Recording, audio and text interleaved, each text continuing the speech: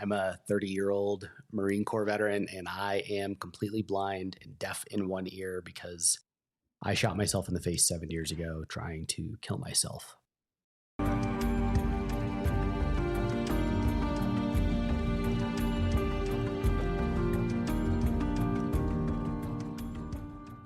Today's guest is Zach Tidwell. He is a podcast. He's another fellow podcaster. Be sure to check it out, Going In Blind with Zach Tidwell. Publishes every Monday, everywhere you like your favorite podcasts, everywhere you listen. He'll be there. Check it out. He's also in the midst of writing a book and is a speaker. And that's why he's here today, to tell his story. So welcome to the show. Thank you so much for being here, Zach. Let's get to know you. Well, as you said, I am Zach Tidwell. I'm a 30-year-old Marine Corps veteran, and I am completely blind and deaf in one ear because I shot myself in the face 7 years ago trying to kill myself. I'm not a combat veteran. I deployed twice and was just struggling from personal circumstances and a traumatic brain injury from a motorcycle accident. And I'm sure we'll dig into probably all of the things that sent me down that path because it was ultimately just all of my bad decisions. But today, I've since overcome alcoholism despite getting diagnosed with a deadly, incurable genetic disease that will eventually reduce me to a vegetative state. I ski and rock climb and whitewater kayak and compete in Brazilian jiu-jitsu against people without disabilities. And then I'm also a tech entrepreneur as a software engineer. That was a hell of an intro, by the way. You're very open, I can say that.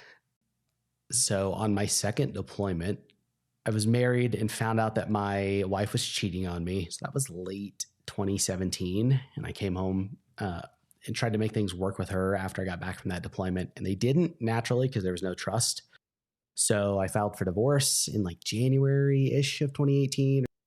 And then in March, I was in a really nasty motorcycle accident. And up until that point, was not in the happiest place that I'd ever been. I don't think anyone is ever happy after a marriage ends that way. But I was dealing with it, and I was just keeping myself very, very busy and at the gym and training for a half marathon as well. And then life in the infantry is very busy.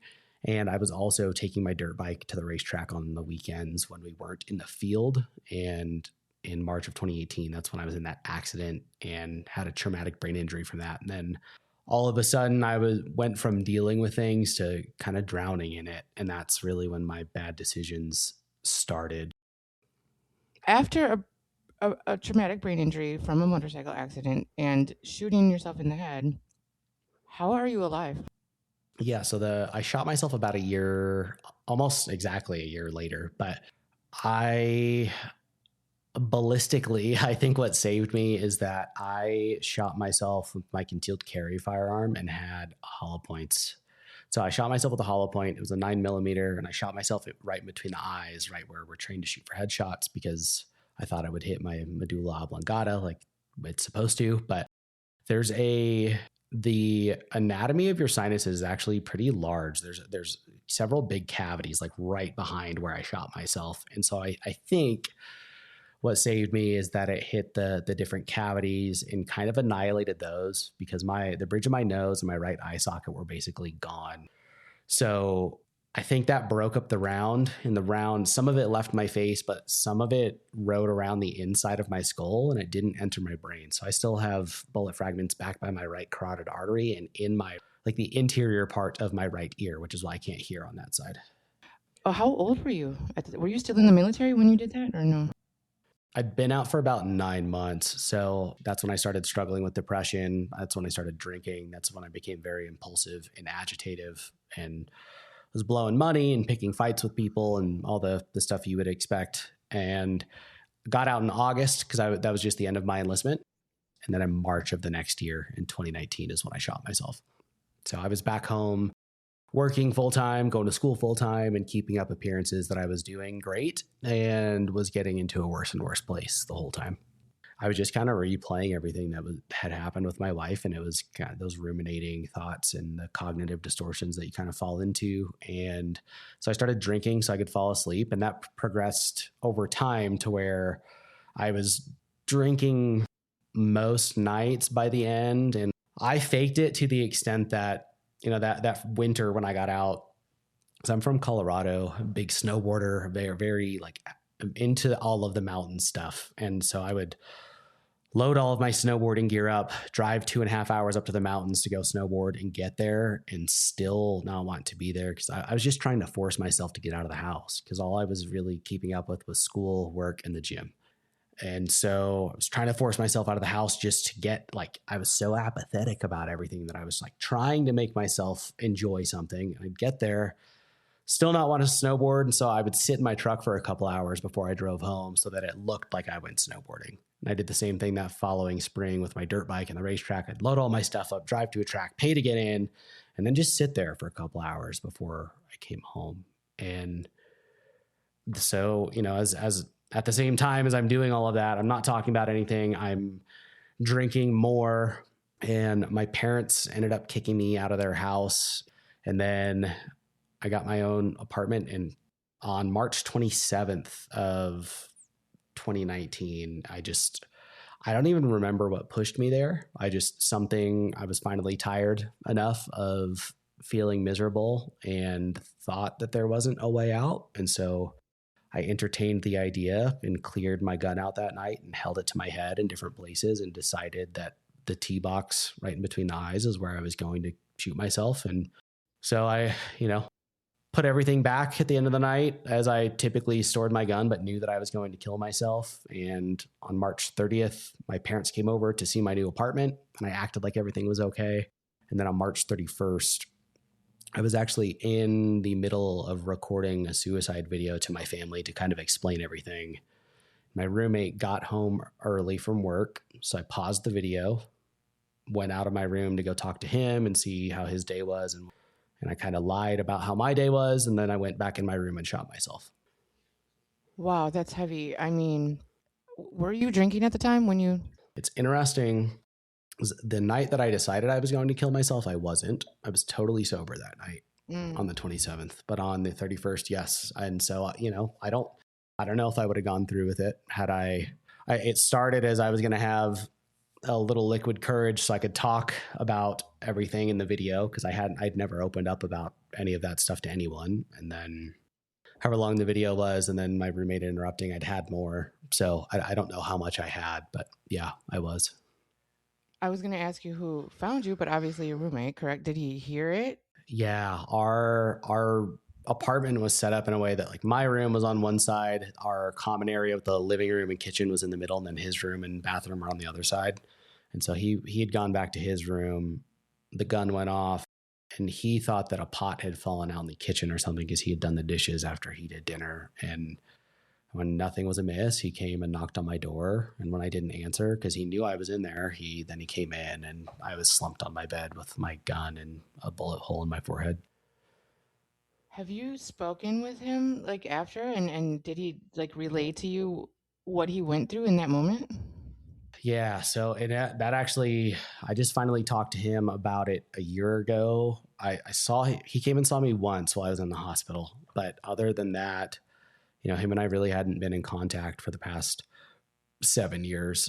So what the story I had been told, including all of those details about going out and talking to him right before I shot myself, were filled in.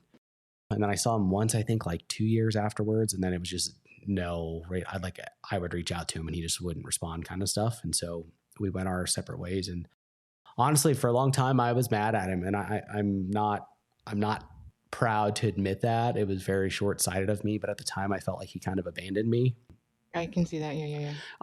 I didn't understand that was probably the hardest thing that he had ever gone through and would go through. I was still in my mindset of I'm a grunt, like he could suck it up. Kind of like it was just very, very ass backwards thinking. And I started to realize that a couple of years later that was erroneous thinking, but I was too embarrassed to reach out to him, to be honest. And so I finally talked to him last year, and so while he was on the phone with 911, I woke up and was asking for water and help. It's like, Connor, help me. And then was asking for water. I don't know why. I was apparently shooting yourself in the face makes you thirsty. Cause I was like that the whole time I was in the hospital too. So, I don't suggest testing. Yeah. That theory, but they ended up they saved me, and then he immediately went under investigation for possible attempted murder, because that is how Oh they. no. So that night, they literally, like, he Oh just saved my life, and then the cops yeah. set him on the steps outside of our apartment, and he has bags on his hands because they need to preserve the gunshot residue in case there was any. So like that was his night, is he gets sat down on these stairs, and I'm sure my blood's still all over him and drying, and there. And you didn't know this Nope, the whole time you were mad at him. I didn't find this out until like a year ago. And get this, he, when I apologized to him, one, for taking so long to reach out. I apologized, obviously, for putting him through that. I apologize for taking that long to reach out. Now, how close were you guys? We went to high school together for 2 years. So we knew each other, but then I was in the Marines for 4 years and came back, and we got that apartment. So we were good. We were buddies. We weren't like super, super close, but like we had a good relationship and were friends and hung out in high school. But he said, you don't owe me an apology for anything. I'm just glad you're okay. I'm sorry it took me. I'm sorry I didn't reach out. I thought you would be mad at me for saving your life. Oh, because obviously you wanted. Yeah, Got that's it. haunted Oh, him yeah. for the past, haunted him for 6 years, was like thinking that I was probably out here mad at him for still being alive and being blind and being deaf because he saved me.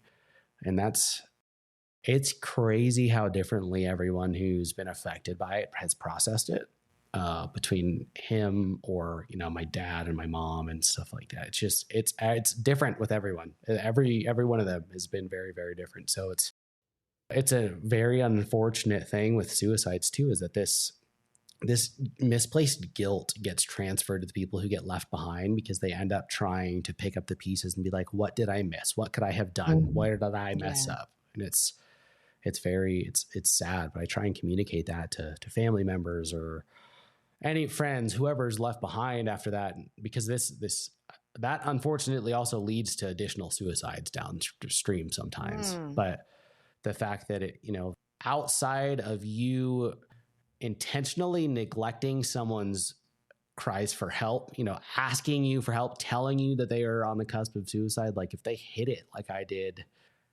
you didn't do anything wrong. We have to accept that, like with me, I made those choices. No one made me make that decision. No one ignored me asking for help. And that's unfortunate. That happens a lot. And so I think people need to hear that to hopefully be able to let go at some point and accept that, it's not your fault. What did your parents do? My mom's not, so we haven't had a relationship in a couple of years. She thinks that I owe her an apology for shooting myself, and I don't agree. Connor, my roommate, was there that night, so I owed him an apology for shooting myself. He saw it, but like he saw and has had to deal with that. Other than that, I think that's making a suicide attempt that is not about you. And I don't. So we just disagree on that, but there's a lot of, it's been a tough, we just don't talk. It's hard to have a conversation around any of it. And we sat down. I've had, I guess maybe 6 months ago, or probably less than that, had a conversation with each of my parents independently. They're no longer together, but I sat down with both of them to have the talk of, hey, how was the suicide attempt for you? How did it affect you? How has it affected you now? What questions you want to have? What do you want to talk to me about? Like, let's get through it all. And so her and I we don't have a good relationship, but my dad and I do. So you said that your roommate was worried about you being mad at him. Mm-hmm. Are you happy to be alive? Yes. Yeah. And I told him that I've literally never been mad at him about that. Even I've, as you can imagine, struggled with more depression since I shot myself. Like, believe it or not, that doesn't go away after that. And there's, I still had to deal. I've had to deal with all of the stuff that I didn't deal with then, and then more. How do you see somebody? Do you talk to somebody? Yeah, I do. I've literally never been mad at him for, like, it's weird even dealing. I've been to the point where I was suicidal before, but I've never been like, man, I wished that had succeeded, I guess. I don't know. It's weird, but I've been in therapy, or had a therapist, I guess, basically since they brought me off of life support and I was coherent enough to do so. How long did it take for you to heal? Like, How long were you in the hospital? What did you have to go through after that? It was only 51 days, and that was including a facial reconstruction surgery. So, Wow. but after that, I went to school to learn how to be blind for like 2.5 months. So, all in all, it was closer Oh, yeah, to, I didn't even think of yeah. that. So it was closer to 5.5 or 5, yeah, 5 months. Coming out of blind rehab was enough to have me know the basics of being blind. And shortly, I don't know, a month or two after that. So it ended up being 8.5 months after I shot myself, I was snowboarding again. That was before I could cook for myself. That was before I was living on my own or Oh anything. my But gosh. I was Like, snowboarding okay, again. let's get to more deadly, Yeah. adventures before I can even learn to feed myself. Yeah. But like it was, I was living at home with my parents and like practicing all of these blind guy skills every day, like working on my computer and reading Braille and learning how to use my cane to travel independently so that I could get back out on my own. And when I went snowboarding, it was like this, that, I was doing everything I needed to do up until that point, but that was like the first taste of real independence that I had. And I chased it. And I was back in college a month after that, and back out on my own 6 months after that. And then it wasn't pretty. That whole time I was getting lost in downtown Denver alone as a blind guy and stuff like that. But it just slowly kind of, every time that you stumble, if as long as you keep pushing forward, you keep learning things and keep progressing. And so I did, and it was there for a while. It was good. Like I remember the first time that they took me out of my room to walk a little lap down the hallway. By that point I was coherent, but I was still having the very vivid hallucinations. So I knew I was blind at that point, but it to me looked like I was walking on the surface of the moon. And so I was seeing this very, this dusty ground and obviously the vacuum of space, but the ground would look uneven. And then I would feel through my socks on my feet that the floor is just flat and hard tile. And so it was such a weird, all of it was weird. But up until before I had a grasp on the fact that I was blind, I was seeing those things and believing whatever it was that like Oh. it was war-torn France and inside of a spaceship and all sort in the jungle. It was weird stuff. Just it felt real. In December of 2020, I bought my first house back out on my own post blindness, and things were good for a little bit. And then once I was fully back out on my own in my house and like everything kind of settled in, like how far I still had to go. And I really, really struggled. And honestly, that was those first several months, like that late 2020 into the first several months of 2021 is still the worst depression that I've ever dealt with in my life was then. Like that was worse than before I shot myself. But I ended up, that time I knew I'd learned my lesson. And so I actually confessed that to my therapist, fully expecting to have the cops called on me and be whisked away to a psych ward somewhere. But she didn't. She made sure that I wasn't going to do anything. And then we went from talking once a week to every day and sometimes multiple times a day because it was that bad. Like I thought I was going to do something crazy, but she was just there for me and I got through it. And that was the first time that I'd ever actually dealt with the things that I was struggling with. And that showed me that regardless of what is going on, just like I had the choices that got me to that bad place in the first place, I could also make the choices to speak up and do the work and get out of it. And it would get better so long as I showed up and do that. And it's not easy and it's not fast and it's not comfortable, but it is possible. And I needed to learn that lesson. Does suicide run in gene? Is it genes? It is. You're way more likely, I think 2 or 3 times more likely for risk of suicide if it's in your genes. And again, I have suicide on both sides of my family and murder suicide on one side. So there's some of that stuff. Depression is also a huge part of TBIs. Really all the stuff that I was dealing with was like pretty classic symptoms or of a TBI. And then or long-term effects. And then I've also found out several years. So there was a lot of struggle between that worst depression that I went through in 2021 and in 2022, that's when I found out that I have Huntington's disease, which is purely genetic, but it will eventually reduce me to a vegetative state and it is incurable. So all of this, the suicide, the depression, all of these things are also hallmarks of that disease. So even though I'm still pre-symptomatic of that disease, but it will eventually reduce me to a vegetative state. And when I got my test results back, the neurologist told me none of us were surprised by these results given your mental health history. I don't, how, wow, I have so many questions. So it was after you got through your worst state of depression that you found this out. Yeah, and there were more big ticket items in there, but yeah, about I don't know, year and a half after, a little more than that, I found that out. Did you get into a depression again after that, or how did you handle it?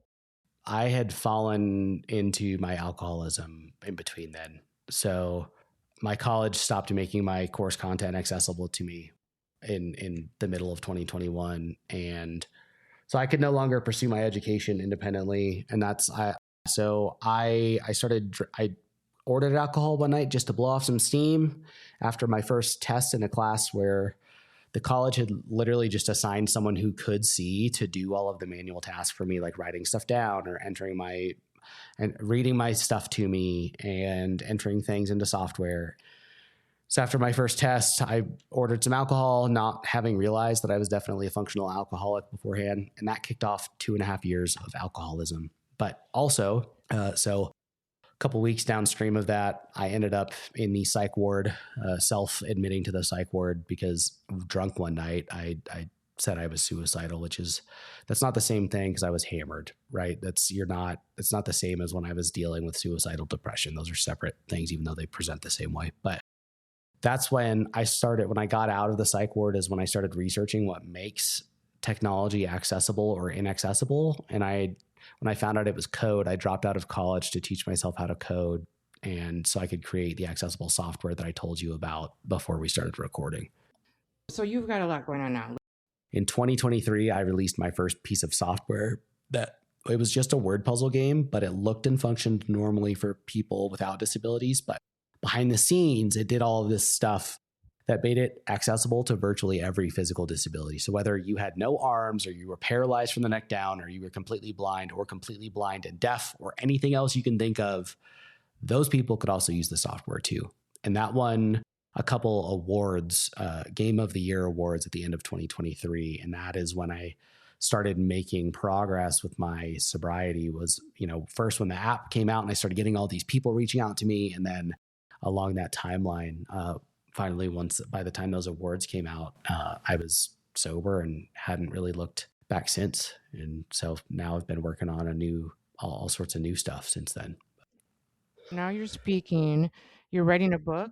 Obviously, these two things are about your story. Yeah. So the book, in 2024, I took all of these approaches that I had learned with that first piece of software because that was basically a proof of concept for me that I could do all of this.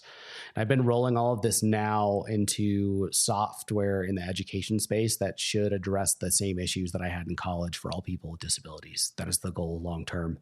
So trying to build this business. Also, the book, I'm working on the fourth draft of the book now and have been working with an editor as well. And then the podcast has been going for about a year and a half. And then I've got all the speaking stuff too. So hopefully timeline should be this new business launches, then the book comes out shortly after that. How do you find time to do all of this and adjust to are you adjusted? Is there still things you're learning? Stuff comes up, I would say, and I'm still, like this evening. So I work out every day and then I train Brazilian jiu-jitsu 4 or 5 times a week on a good week, like if I'm in town. But I travel and to do all of, the rock climbing and the whitewater kayaking and all the other stuff that I talked about. But I'm very diligent on my schedule, and it's a lot, but it just kind of is piece by piece, just slowly incremental progress. Are you sure you didn't lose your sight and gain extra time in the day? I don't sleep very well. It's very common for people who are totally blind. So I've been diagnosed with insomnia. It's called non-24 sleep-wake disorder, where your body doesn't know when it's day and when it's night. And so, all I can be is I'm not unreasonably hopeful that something is going to happen, but science is finally starting to find ways to act on the disease. So like I should at least be getting bought more time when the time does come, hopefully. And, maybe maybe something will come along that means that I won't die from the disease. But if that isn't the case, like, I'm going to continue moving forward as if that's not the case. I'm going to try and make my impact in the time that I do have and keep enjoying life to the utmost as I am. That time frame you just gave, 15 to 20 years, that's my age group. So that just hit me a little bit. That's to the start though. And I think in my family, when my relatives have died from it, I think it's been about a 10-year progression from like onset to death, which is not pretty, obviously. And it's not, part of several of those years are you're basically not a person anymore, or at least not you or doing anything. So it's a nasty disease. I mean, it takes over everything: behavior, speech, movement, and slowly it causes your brain tissue to die. After I shot myself, because I was going to school for nursing after I got out of the Marines. You can't do that blind. So I was no longer a husband. I was no longer a Marine. I couldn't do the thing that I thought was going to be my future. And I also really didn't feel like a man until I got my independence back. Then I felt like a man again. But I had really no identity. And even though I was going to school for clinical psychology after I shot myself, it wasn't really what I wanted to do. And once things started coming full circle with the software, I noted like people were reaching out to me about the impact that it was having. The blind guy being able to play this game with his wife at date night. It's like so simple, but because they're so deprived of access to the world, like it was so meaningful to these people. And I was like, man, I'm doing something that matters. And that, I feel like that came full circle when it started, and it won those awards that like I had my purpose again and I had my identity. I think you're a strong person, and you could, a lot of people wouldn't take it and turn it into something that you have. So that's beautiful. Thanks. So how has your experience been with the VA as far as healthcare and access to? I had done my out processing in the VA disability claim and gotten whatever percentage I had for my knees and shoulders and my ear and the surgery.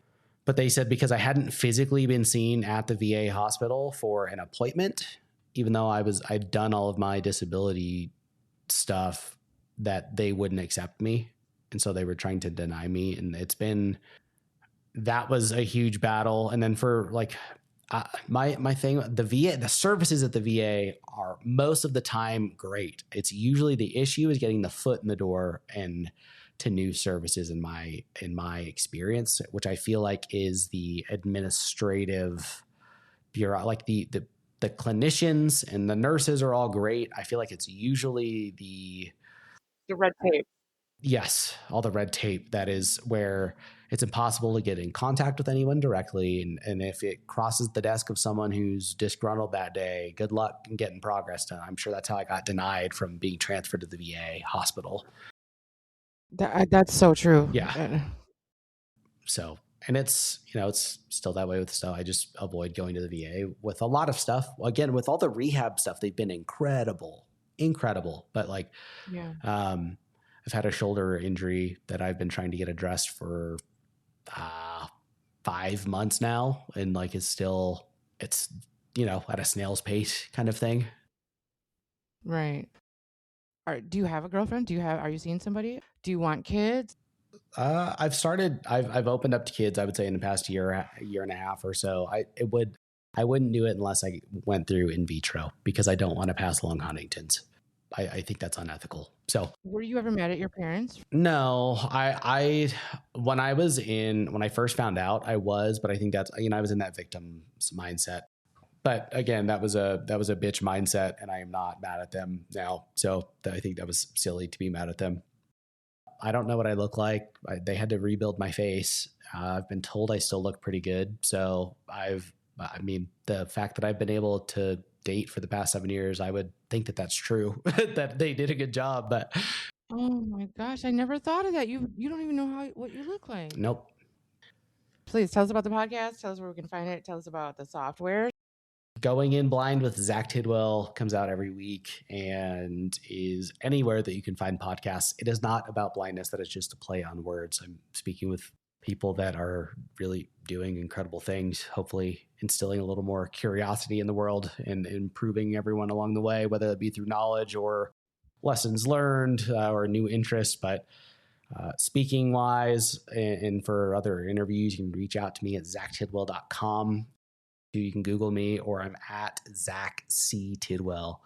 Great. Well, thank you so much for telling your story. And I really do think you're an amazing, strong person that has handled everything that life has thrown at you in a very inspiring way. Yeah, thank you for having me on.